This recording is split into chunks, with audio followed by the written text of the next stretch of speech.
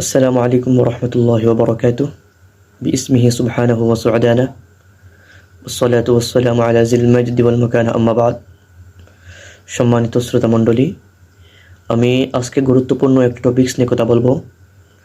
সেটি হচ্ছে মোবাইলের মাধ্যমে বিবাহ সংক্রান্ত বিষয়।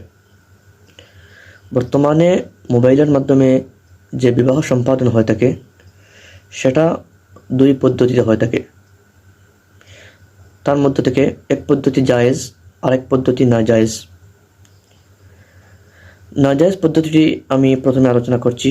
অনেক সময় দেখা যায় যে ভিডিও কলের মাধ্যমে স্বামী প্রবাসী স্ত্রী দেশে অথবা স্ত্রী প্রবাসী স্বামী দেশে কবুল বলে থাকেন। উনি প্রবাস থেকে বলে থাকেন, উনি দেশ থেকে, অথবা উনি দেশ থেকে উনি প্রবাস থেকে বলে থাকেন। এটা নাজায়েজ। আর জায়েজ পদ্ধতি হলো, স্বামী যদি উকিলের মাধ্যমে আকদের মজলিসের মধ্যে সেটা ওনার পক্ষ থেকে উকিল নিয়োগ দিয়ে থাকেন এবং উকিল সেটা গ্রহণ করেন অথবা প্রস্তাবনা পাঠান, তো সেটা জায়েজ হবে। কেননা বিবাহ হচ্ছে একটি চুক্তি, যেটি মজলিসের মধ্যে দুজন সাক্ষীর উপস্থিতিতে এবং ইজাব এবং কবুলের ভিত্তিতে সম্পাদন হয়ে থাকে।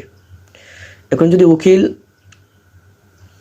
একথা বলেন যে আমাকে অমুক ব্যক্তি প্রবাস থেকে উকিল নিয়োগ করেছেন, আমি ওনার পক্ষ থেকে গ্রহণ করলাম, তাহলে সেটা সম্পাদন হবে।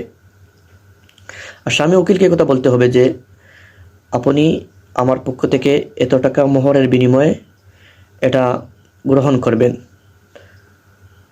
অথবা এটা প্রস্তাব দিবেন। এইভাবে যদি হয় তাহলে এটা জায়েজ, অন্যথায় এটা জায়েজ নয়।